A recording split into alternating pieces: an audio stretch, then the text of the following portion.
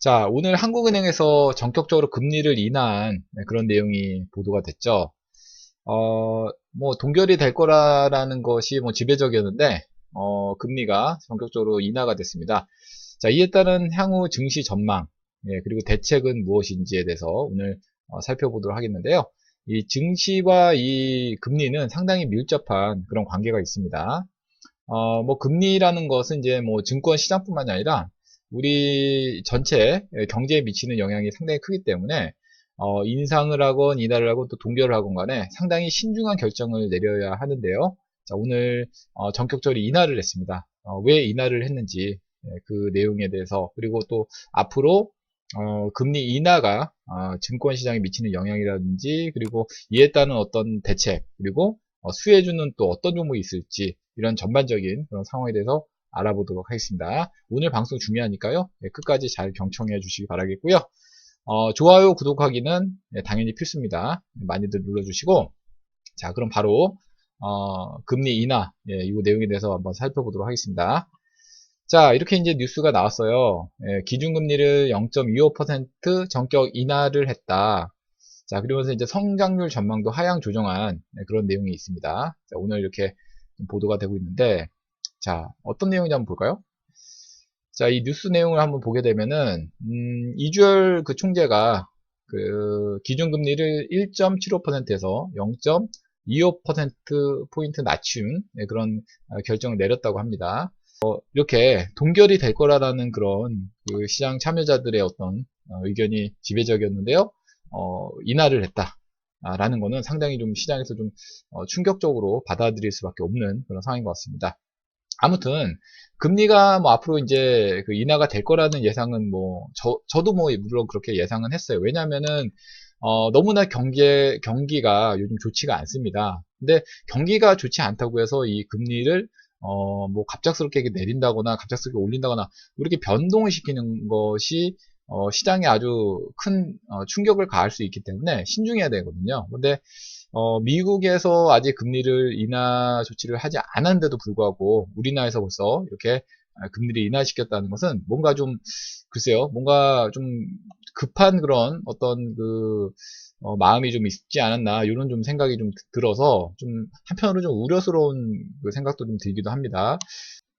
자, 그러면은 왜 한국은행에서 금리를 이렇게 전격적으로 인하를 하게 됐는지, 자, 오늘 정말 예상하지 못한 그런 인하가 나왔는데, 자, 그 이유가 무엇인지를 요 내용에서 이제 설명을 하고 있습니다.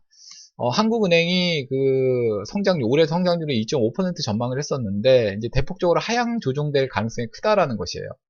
그렇기 때문에 경기가 안 좋다. 경기가 지금 현재 또 역성장하고 있다라는 그런 내용이 좀 있고 2분기 방등 효과도 기대에 못 미친다. 뭐 이런 내용이 있기 때문에 금리를 인하할 수밖에 없는 그런 그 내용을 밝히고 있고요. 자, 거기다가 이제 고용도 회복하지 못한 그런 상태이고 게다가 이제 일본의 문제. 자, 일본과 우리나라의 그 현재 무역 분쟁, 특히 이제 핵심 소재 수출을 막는 그런 부분이 좀 있기 때문에 화이트 리스트 국가에서 일본이 배제를 시켰죠. 그렇기 때문에 우리나라 그 반도체를 만드는 데 있어서 상당히 좀 타격이 지금 가하고 있기 때문에 이런 여러 가지 복합적인 그 요인들 때문에 전격적으로 금리를 인하했다라는 그런 보도를 했습니다. 자, 아무튼 뭐 요즘에 우리 경기가 너무 좋지 않은 그런 상태가 좀 되고 있는데요. 경기가 좀 회복이 돼 줘야지만 이 금리도 또 안정화되는 그런 형태가 좀 될 수 있을 것 같습니다. 자, 한국과 미국의 기준금리 추이를 살펴보게 되면은 보시는 것처럼 2017년도 그 후반 말쯤에 이렇게 역전되는 그런 상황이 좀 되고 있는데요. 자, 이 그래프에서 보듯이 자, 우리나라 경기가 상당히 좀 안 좋다는 것을 이렇게 좀 이 차트만 보더라도 알 수 있습니다.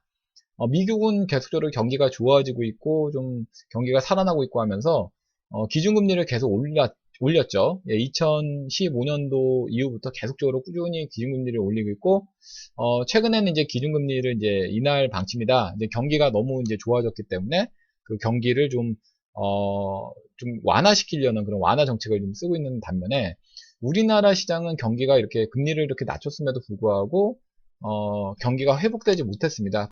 그리고 나서 이제 미국에서 이제 뭐 때마침 이제 금리를 이제 인하할 거야. 그러니까 예, 우리나라가 이제 먼저 이렇게 금리를 먼저 인하시키는데, 글쎄요, 제가 볼 때는 이건 상당히 좀 우려스러운 그런 그 마음이 좀 들긴 합니다. 이게 그만큼 경기가 좋지 않다라는 것이죠. 우리나라의 그 경기가 좋지 못하다. 그거는 벌써 이제 이미 여러분들이 증권 시장에 뭐 들어와서 증권을 하시는 분들은 다 이미 느끼고 계실 텐데, 자, 증권 시장 코스피 지수라는 게 무엇입니까? 경기 선행 지수예요. 경기 선행 지수.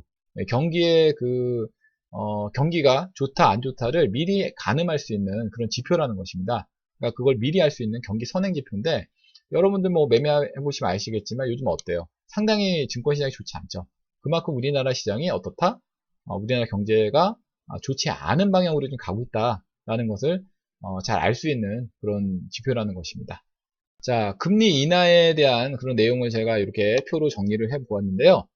자, 금리 인하의 배경은 어떤 것이냐? 자, 과도한 디플레이션 지속 혹은 예측됐을 때, 그리고 경기가 침체됐을 때, 그리고 환율이 과도하게 하락한 경우, 이럴 때 이제 금리를 인하시키는 그런 이유가 되는 것이고요. 배경이 되는 것이고, 금리를 인하했을 때 효과는 이 반대라고 보시면 되겠죠.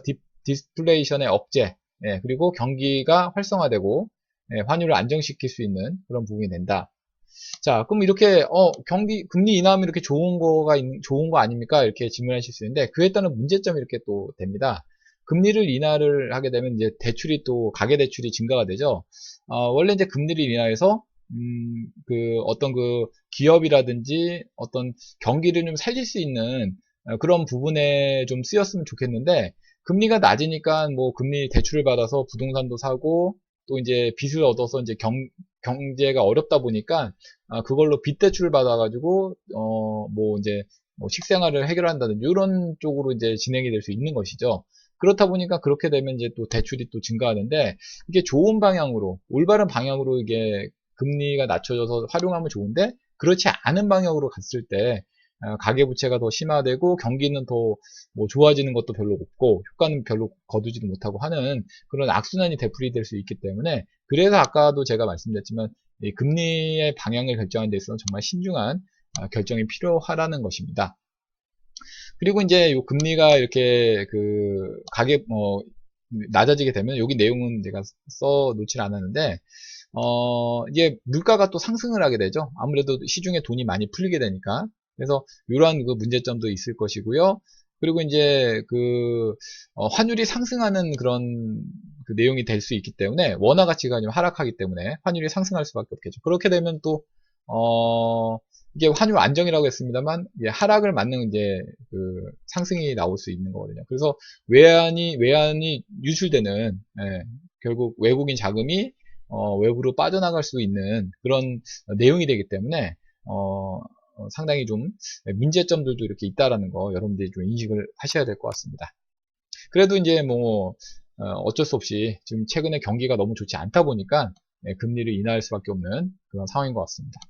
자, 그럼 금리 인하의 수혜주는 무엇이 있느냐? 뭐 건설주, 증권주, 배당주 등이 있는데 뭐 여러분들도 뭐 잘 아시는 내용이죠. 그 중에 이제 대표적인 이제 건설주, 예, 금리 인하의 대표적인 수혜주라고 할 수 있는 건설주. 대출을 많이 받을 수 있기 때문에 금리가 인하되면은 그 이자가 싸기 때문에 대출을 많이 받을 수 있겠죠. 건설이 이제 호황을 받을 수 있는데, 근데 지금 이제 문제는 분양가 상한제, 요걸 이제 도입을 하려고 지금 하고 있죠.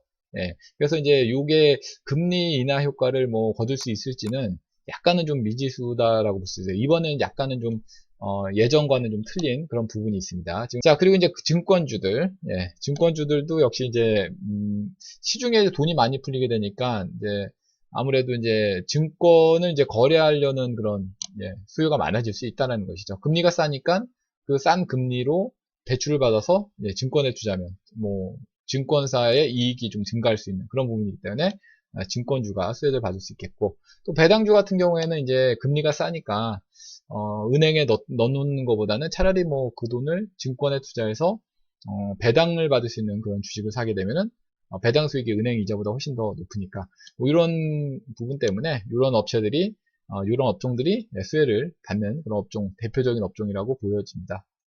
자, 그럼 실제로 금리 인하 후에 그 증권 시장의 변화가 어떻게 생겼는지 이게 항상 이제 우리가 과거를 돌이켜 봐야 되겠죠. 과거에 어떤 변화가 생겼는지. 그러면 이제 우리가 미래를 예측하고 설계할 수 있겠죠. 그럼 실제로 어떤 변화가 생겼는지 한번 보겠습니다.